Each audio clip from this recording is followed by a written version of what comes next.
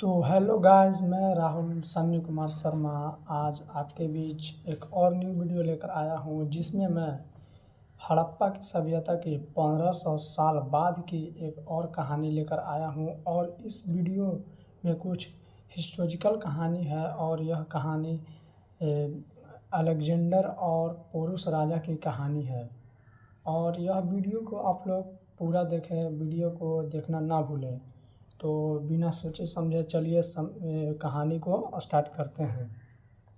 तो सिकंदर ग्रीस मैसेडोनिया का रहने वाला था और उसने ग्रीस मैसेडोनिया से निकला था और पूरी दुनिया जीतने के बाद उसने ईरान पर्सिया के साम्राज्य को ख़त्म कर दिया और फिर अफ़गानिस्तान से होते हुए उन्होंने सिंधु घाटी इंडस नदी के पास पहुंचा और उसका सपना था वर्ल्ड कॉन्करर बनना और भारत उसके लिए एक सोने की चिड़िया थी।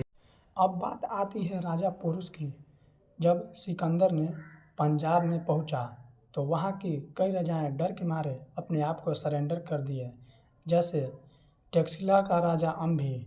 लेकिन वहां की पोरुस का राजा, जिसका राज था झेलम और चेनाब नदी के बीच, जब राजा पोरुस को पता चलता है कि यहाँ पे कोई और नया राजा आया है तो उसने अपने आप को झुकने से मना कर देता है और सिकंदर के पास एक मैसेज भेजता है कि मिलना है तो मैदान में मिलो। अब आती है झेलम की लड़ाई, यानी 326 बीसी समय की लड़ाई। ये लड़ाई इतिहास की सबसे खतरनाक लड़ाई में से एक है। उस समय मानसून की समय थी और मानसून की समय में बहुत तेज़ बारिश हो रही थी, जिसके कारण झेलम नदी उफान मार रही थी और सिकंदर का सीना एक तरफ और राजा पोरुस का सीना एक तरफ था। अब बात आती है सिकंदर की चाल, यानी सिकंदर की चालाकी।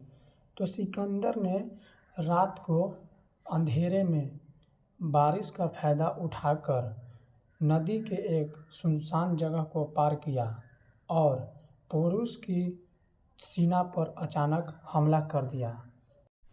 अब बात आती है पोरुस की हाथी। तो पोरुस के पास एक बहुत विशाल वार एलिफेंट थी और ग्रीस सेना ने इतना बड़ा हाथी पहली बार देखा और हैरान हो गया और हाथी ने ग्रीस सेना को कुचलना शुरू कर दिया। तो ग्रीस तीरंदाजों ने हाथी के आंखों पर तीर मार दिया, जिसके कारण हाथी पगला गया और ग्रीस सेना को छोड़कर अपनी ही सेना यानी पोरुस की सेना को ही कुचलना शुरू कर दिया। अब बात आती है कौन हारा और कौन जीता।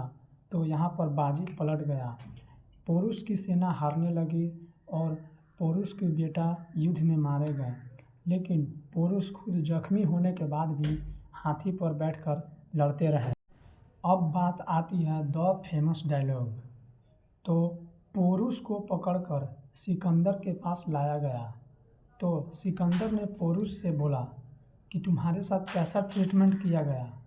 तो पोरुस ने बिना डरे जवाब दिया, वैसे ही जैसे एक राजा दूसरे राजा के साथ व्यवहार करता है। अब आती है कहानी का ट्विस्ट, यानी कहानी का मज़ा, यानी 326 से 325 बीसी समय की।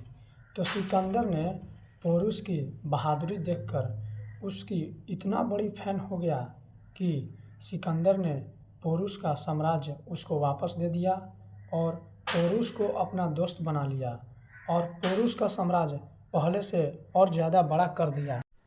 अब बात आती है सिकंदर का वापस जाना।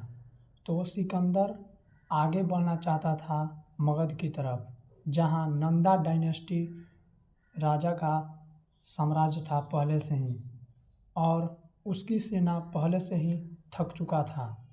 उन्होंने पोरुस के साथ लड़ाई में भारत की ताकत देखी और सिकंदर को यह भी डर था कि मगध के पास हजारों हाथी हैं। सिकंदर ने 325 से 326 बीसी में वापस लौटा और रास्ते में 323 बीसी में उसकी अचानक तबीयत खराब हो गई और बाइबलो ईरान में उसकी मौत हो गई और जब उसकी मौत हुई थी तो वह 32 साल का था। अब बात आती है 321 बीसी का कनेक्टिंग। तो सिकंदर को जाते ही भारत में चंद्रगुप्त मौर्य और उनकी गुरु चाणक्य का उदय हुआ और 321 BC तक उन्होंने मगध पर कब्जा कर लिया और सिकंदर को छोड़े हुए गवर्नर्स की हार को नॉर्थ इंडिया को पूरा एक कर दिया। तो गाइस, यह वीडियो यहीं पर समाप्त हो जाती है और कृपया वीडियो को पूरा देखें, सुनें और लाइक एंड सब्सक्राइब करें। तो थैंक यू।